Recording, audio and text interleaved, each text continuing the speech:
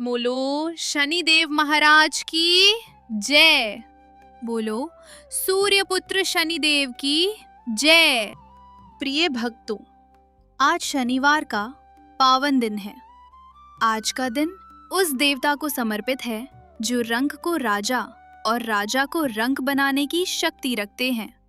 आज हम आपको सुनाने जा रहे हैं कलयुग के न्यायाधीश, कर्मफलदाता भगवान शनिदेव की एक ऐसी हृदय विदारक और सत्य घटना पर आधारित कथा जिसे सुनने मात्र से ही आपके जीवन की सारी साढ़े-साती, ढैया और बड़े से बड़े संकट सदा के लिए कट जाएंगे। ये कथा है एक ऐसे भक्त की जिसका विश्वास लोहे जैसा मजबूत था और कैसे शनिदेव ने उस लोहे को सोने में बदल दिया। तो अपने मन के सारे द्वारों को खोल दीजिए और आंखों में भक्ति के आंसू लेकर सुनिए ये पावन गाथा। बहुत समय पहले की बात है। अवंतिका नाम की एक नगरी के पास एक छोटा सा गांव था जिसका नाम था लोहगढ़। जैसा नाम वैसा ही काम। उस गांव के लोग बहुत मेहनती थे। उसी गांव के अंतिम छोर पर एक टूटी फूटी झोपड़ी में माधव नाम का एक लोहार रहता था। माधव बहुत ही गरीब था। उसका काम था दिन भर तपती भट्टी के सामने बैठना और लोहे को पीट पीट कर औजार बनाना। उसका शरीर काला पड़ चुका था, हाथ सख्त हो गए थे, लेकिन उसका मन गंगा जल जैसा पवित्र था। माधव भगवान शनि देव का परम भक्त था। लोग शनिवार को शनिदेव के नाम से डरते थे, लेकिन माधव शनिवार का इंतजार किसी त्योहार की तरह करता था। उसके पास ज्यादा कुछ नहीं था, लेकिन हर शनिवार वह अपनी कमाई का एक हिस्सा अलग निकालता। एक लोटा जल, थोड़ा सा सरसों का तेल, काले तिल और एक लोहे का दीपक लेकर वह गांव के बाहर स्थित पुराने पीपल के पेड़ के नीचे जाता। वहां शनिदेव की एक शिला रखी थी। माधव घंटों वहां बैठा रहता, उस शिला को तेल से नहलाता और बस एक ही बात कहता, हे कर्मफलदाता, मुझे धन नहीं चाहिए, मुझे सुख नहीं चाहिए, बस मुझे इतनी शक्ति देना कि मैं धर्म के रास्ते पर चल सकूं। अगर मैंने कोई पाप किया है तो मुझे दंड देना प्रभु, लेकिन अगर मैं सच्चा हूं तो मेरी लाज रखना। माधव का परिवार छोटा था। उसकी पत्नी का नाम सुधा था। सुधा साक्षात लक्ष्मी का रूप थी। गरीबी थी, घर में खाने को कभी पूरा पड़ता कभी नहीं, लेकिन सुधा ने कभी माधव से शिकायत नहीं की। वे दोनों सूखी रोटी खाते और शनि देव का भजन गाकर सो जाते। लेकिन कहते हैं ना कि जहाँ राम होते हैं वहाँ रावण भी होता है। उसी गांव में दुर्जन सिंह नाम का एक बहुत बड़ा जमींदार रहता था। दुर्जन सिंह के पास अपार धन था, सैकड़ों बीघा जमीन थी और दर्जनों नौकर थे। लेकिन उसके पास जो नहीं था वो था दया और धर्म। दुर्जन सिंह को अपने पैसे पर बहुत घमंड था। वो शनि देव को नहीं मानता था। वो अक्सर गांव वालों के सामने मजाक उड़ाता और कहता, अरे तुम लोग उस काले देवता की पूजा क्यों करते हो जो सिर्फ दुख देता है? पूजा करनी है तो लक्ष्मी की करो, मेरी तरह धनवान बनो। ये शनि वनी कुछ नहीं होता, ये सब डराने के धंधे हैं। दुर्जन सिंह अक्सर माधव का मजाक उड़ाता था। जब भी माधव शनिवार को तेल लेकर जाता, दुर्जन सिंह रास्ते में उसे रोकता और कहता, क्यों रे माधव, पूरा हफ्ता हथौड़ा चलाता है और शनिवार को वो कमाई उस पत्थर पर तेल चढ़ाकर बर्बाद कर देता है। देख तेरी हालत, तेरे भगवान ने तुझे क्या दिया? सिर्फ कालिक और गरीबी। अरे मेरी गुलामी कर ले, कम से कम भरपेट खाना तो मिलेगा। माधव मुस्कुरा देता और हाथ जोड़कर कहता, मालिक, शनिदेव देते देर से हैं, लेकिन जब देते हैं तो कोई छीन नहीं सकता और जब लेते हैं तो कोई बचा नहीं सकता। मेरा हिसाब वो ऊपर वाला रख रहा है। माधव की ये शांति और ये विश्वास दुर्जन सिंह को आग बबूला कर देती थी। उसे लगता था कि ये गरीब लोहार होकर भी मुझसे ज्यादा सुखी और शांत कैसे है। अमीरों को अक्सर गरीबों की मुस्कुराहट चुभती है। दुर्जन सिंह ने ठान लिया कि वो माधव के इस विश्वास को तोड़ कर रहेगा। वो माधव को ये साबित करके रहेगा कि पैसा ही भगवान है। समय बीतता गया। एक बार गांव में राजा की सवारी आने वाली थी। 40 विक्रमादित्य शिकार के लिए निकले थे और उनका घोड़ा लोहगढ़ गांव के पास से गुजर रहा था। अचानक राजा के घोड़े की नाल ढीली हो गई। घोड़ा लंगड़ाने लगा। राजा ने आदेश दिया, इस गांव के सबसे अच्छे लोहार को बुलाया जाए। सैनिक दौड़े दौड़े गए। गांव में वैसे तो कई लोहार थे, लेकिन माधव का काम सबसे पक्का माना जाता था। सैनिक माधव को पकड़कर राजा के पास ले आए। माधव ने देखा कि साक्षात राजा उसके सामने खड़े हैं। उसने राजा को प्रणाम किया और घोड़े के पैर को देखा। माधव ने अपनी झोली से औजार निकाले और बड़ी कुशलता से घोड़े की नाल ठीक कर दी। राजा माधव के काम से बहुत खुश हुए। उन्होंने अपनी उंगली से एक बेशकीमती अंगूठी निकाली जिसमें नीलम जड़ा हुआ था। राजा ने कहा, हम तुम्हारे काम से प्रसन्न हैं, ये लो तुम्हारा इनाम। माधव ने हाथ जोड़ लिए, नहीं महाराज, ये तो मेरा धर्म था। मैं ये कीमती अंगूठी नहीं ले सकता, मुझे बस आपका आशीर्वाद चाहिए। लेकिन राजा नहीं माने। उन्होंने जबरदस्ती वो अंगूठी माधव की झोली में डाल दी और वहां से चले गए। ये खबर जंगल की आग की तरह पूरे गांव में फैल गई कि राजा ने माधव को एक बेशकीमती अंगूठी दी है। दुर्जन सिंह को जब ये पता चला तो उसकी छाती पर सांप लौट गए। उसने सोचा, इस भिखारी के पास राजा की अंगूठी, ये तो अनर्थ हो गया। अब तो ये भी मेरे बराबर आकर खड़ा हो जाएगा। दुर्जन सिंह का पापी दिमाग चलने लगा। उसने सोचा कि आज ही इस माधव को सबक सिखाना होगा। अगली सुबह शनिवार था। माधव बहुत खुश था। वो सोच रहा था कि इस अंगूठी को बेचकर वो गांव में एक कुआं खुदवाएगा और शनि देव का एक छोटा सा मंदिर बनवाएगा। उसने वो अंगूठी अपने घर के एक छोटे से संदूक में रखी और नहाने चला गया। तभी दुर्जन सिंह अपने मुनीन के साथ माधव की झोपड़ी पर आया। माधव घर पर नहीं था। सुधा घर के पीछे बर्तन मांज रही थी। मौका देखकर दुर्जन सिंह घर में घुसा और उसने संदूक से वो अंगूठी निकाल ली। लेकिन उसकी चाल इससे भी गहरी थी। उसने अंगूठी निकालकर अपनी जेब में रखी और अपनी जेब से एक सोने का हार जो उसने पहले ही चुराया हुआ था, माधव के संदूक में रख दिया। दुर्जन सिंह बाहर आया और जोर जोर से चिल्लाने लगा, चोरी हो गई, चोरी हो गई, पकड़ो चोर को।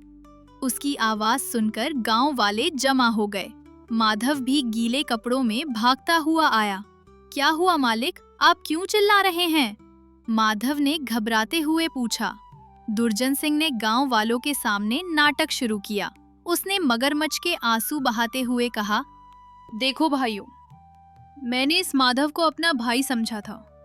कल रात मैं इसके घर इसे बधाई देने आया था कि राजा ने इसे इनाम दिया है, लेकिन मेरी नजर चूकते ही इसने मेरी जेब से मेरा पुश्तैनी सोने का हार निकाल लिया। मैं सुबह से अपना हार ढूंढ रहा हूँ। माधव सन्न रह गया। ये आप क्या कह रहे हैं मालिक? मैंने तो आपको देखा भी नहीं। मैं चोर नहीं हूँ। दुर्जन सिंह चिल्लाया। तू चोर नहीं है तो तलाशी देने से क्यों डर रहा है? अगर तू सच्चा है तो अभी अपने घर की तलाशी दे। माधव को अपने सत्य पर भरोसा था। उसने कहा, लीजिए मालिक, मेरा घर खुला है, आप देख लीजिए। दुर्जन सिंह के इशारे पर उसके आदमियों ने घर की तलाशी ली और सीधा संदूक खोला। जैसे ही संदूक खुला, उसमें राजा की अंगूठी तो नहीं थी, लेकिन दुर्जन सिंह का सोने का हार चमक रहा था। पूरा गांव सन्न रह गया। माधव चोर है? लोग फुसफुसाने लगे। राम राम, ये तो बड़ा पाखंडी निकला। दिन में शनि की पूजा करता है और रात में डाका डालता है। माधव अपनी आंखों पर यकीन नहीं कर पा रहा था। वो घुटनों के बल गिर पड़ा। नहीं, ये झूठ है, ये हार मेरा नहीं है। मुझे नहीं पता ये यहाँ कैसे आया। हे शनि देव, ये कैसी परीक्षा है। लेकिन दुर्जन सिंह ने उसे बोलने का मौका नहीं दिया। उसने सरपंच से कहा, काका, अब और क्या सबूत चाहिए? माल इसके घर से मिला है। इसने मेरे विश्वास का खून किया है। 14 से कड़ी सजा मिलनी चाहिए। सरपंच भी सबूत के आगे मजबूर थे। गांव की पंचायत बैठी। माधव रोता रहा, गिड़गिड़ाता रहा, अपनी पत्नी और बच्चों की दुहाई देता रहा, लेकिन किसी ने उसकी नहीं सुनी। दुर्जन सिंह ने पंचायत को अपनी बातों में फंसा लिया था। फैसला सुनाया गया। माधव ने चोरी की है। इसकी सजा ये है कि इसका घर, इसकी जमीन सब जब्त कर ली जाएगी। इसके माथे पर चोर लिखकर इसे गांव से धक्के मारकर निकाल दिया जाए और कोई भी इसे पानी तक नहीं पिलाएगा। वो दृश्य देखकर पत्थर भी पिघल जाए। माधव, जो कल तक राजा का प्रिय था, आज उसे गांव के बच्चे पत्थर मार रहे थे। उसका छोटा सा घर, जो उसकी दुनिया थी, उससे छीन लिया गया। दुर्जन सिंह ने हंसते हुए उस घर पर अपना ताला लगा दिया। माधव और सुधा दोनों फटे हाल, नंगे पैर गांव की सीमा से बाहर निकाल दिए गए। आसमान में काले बादल छाए हुए थे, मानो प्रकृति भी इस अन्याय पर रो रही हो। माधव ने मुड़कर गांव के बाहर उस पीपल के पेड़ को देखा, जहां वो शनि देव की पूजा करता था। उसकी आंखों में आंसू थे, लेकिन शिकायत नहीं थी। उसने हाथ जोड़े और कांपती आवाज में कहा, प्रभु, अगर आपकी यही इच्छा है तो मुझे स्वीकार है। शायद मेरे लोहे को अभी और तपना बाकी है। आप ही न्याय करने वाले हैं। मैं अपना फैसला आपकी अदालत पर छोड़ता हूँ। माधव और सुधा जंगल की तरफ निकल गए। दिन बीतते गए। वे जंगल में कंदमूल खाते, नदी का पानी पीते और जमीन पर सोते। माधव के पैरों में छाले पड़ गए थे। शरीर हड्डियों का ढांचा बन गया था, लेकिन उसका नियम नहीं टूटा। जंगल में भी हर शनिवार वो काली मिट्टी का शिवलिंग बनाता, जंगली फूलों का रस निचोड़कर तेल की जगह चढ़ाता और शनि देव का ध्यान करता। उधर गांव में दुर्जन सिंह की तो जैसे लॉटरी लग गई थी। माधव की जमीन और राजा की वो अंगूठी अब उसके पास थी। वो अंगूठी पहनकर पूरे गांव में घूमता और कहता, देखो, राजा ने माधव से अंगूठी वापस ले ली और मुझे दे दी, क्योंकि मैं ही इसका असली हकदार हूँ। दुर्जन सिंह का पाप का घड़ा भर रहा था, लेकिन उसे खबर नहीं थी। शनि देव की लाठी में आवाज नहीं होती। 1 साल बीत गया। फिर से शनिवार का दिन आया। ये शनि अमावस्या की काली रात थी। माधव जंगल में एक गुफा के अंदर शनि देव की पूजा कर रहा था। उसके पास चढ़ाने को कुछ नहीं था, तो उसने अपनी आंखों के आंसुओं से ही शनि देव के चरणों को धो दिया। उसने पुकारा, हे दीनानाथ, अब तो दया करो। लोग मुझे चोर कहते हैं, ये मैं सह लूंगा, लेकिन लोग कहते हैं कि शनि का भक्त चोर है। ये मुझसे नहीं सहा जाता। मेरी वजह से आपका नाम बदनाम हो रहा है प्रभु, अपनी महिमा दिखाइए। उसी रात दुर्जन सिंह अपनी हवेली में जश्न मना रहा था। उसने माधव की जमीन को बेचकर बहुत पैसा कमाया था। वो शराब के नशे में चूर था। अचानक हवेली के बाहर मौसम बदला। तेज आंधी चलने लगी। खिड़कियां जोर जोर से बजने लगीं। दुर्जन सिंह के नौकर डर गए। मालिक, लगता है कोई बड़ा तूफान आने वाला है। दुर्जन सिंह हंसा, अरे डरपोक, मैं दुर्जन सिंह हूँ। तूफान भी मेरा रास्ता बदल लेते हैं। तभी आसमान से बिजली कड़की और सीधा दुर्जन सिंह के गोदाम पर गिरी। गोदाम में तेल और रुई के ढेर रखे थे। देखते ही देखते आग की लपटें आसमान छूने लगीं। दुर्जन सिंह चिल्लाया, आग आग, बुझाओ इसे, मेरा सब कुछ जल जाएगा। लेकिन हवा इतनी तेज थी कि आग बुझने के बजाय और भड़क गई। आग हवेली की तरफ बढ़ी। दुर्जन सिंह अपनी तिजोरी बचाने के लिए अंदर भागा, लेकिन जैसे ही वो तिजोरी के पास पहुंचा, छत का एक जलता हुआ शहतीर सीधा उसके पैरों पर आ गिरा। आह, मर गया। दुर्जन सिंह चीख पड़ा। उसके दोनों पैर शहतीर के नीचे दब गए। वो हिल भी नहीं पा रहा था। वो अपनी दौलत के बीचों बीच जल रहा था। उसी वक्त एक चमत्कार हुआ। एक काला कौआ, जो शनि देव का वाहन है, कहीं से उड़ता हुआ आया। दुर्जन सिंह ने जो अंगूठी अपनी उंगली में पहन रखी थी, राजा की दी हुई वो नीलम की अंगूठी, वो गर्मी से तपने लगी। दुर्जन सिंह को लगा जैसे उसकी उंगली जल रही है। उसने झटक कर वो अंगूठी निकाल फेंकी। कौवा झपट्टा मारकर वो अंगूठी अपनी चोंच में दबाकर उड़ गया। दुर्जन सिंह सब कुछ लुटता हुआ देख रहा था। उसका घर, उसका गोदाम, उसका घमंड सब राख हो रहा था। नौकर उसे किसी तरह खींचकर बाहर लाए। वो बच तो गया, लेकिन उसके दोनों पैर बेकार हो चुके थे और उसकी सारी संपत्ति जलकर खाक हो गई थी। वो अब सड़क पर था, उसी सड़क पर जहां उसने माधव को पहुंचाया था। अगली सुबह वो काला कौवा उड़ता हुआ सीधा राजा विक्रमादित्य के महल में पहुंचा। राजा अपने बगीचे में बैठे थे। कौवे ने वो अंगूठी राजा के सामने गिरा दी और कांव कांव करने लगा। राजा ने अंगूठी उठाई और चौंक गए। ये तो वही अंगूठी है जो मैंने उस लोहार को दी थी, लेकिन ये इस हालत में यहाँ कैसे? राजा को दाल में कुछ काला लगा। राजा बहुत न्यायप्रिय थे। 60 वे तुरंत अपने सैनिकों के साथ लोहगर गांव पहुंचे। वहां का नजारा देखकर राजा हैरान रह गए। दुर्जन सिंह की हवेली राख का ढेर बन चुकी थी और दुर्जन सिंह जमीन पर पड़ा कराह रहा था। गांव वाले उसे घेर कर खड़े थे। राजा ने कड़क कर पूछा, ये सब क्या है और वो लोहार माधव कहाँ है? दुर्जन सिंह राजा को देखकर थर थर कांपने लगा। शनिदेव का भय अब उसके दिल में बैठ चुका था।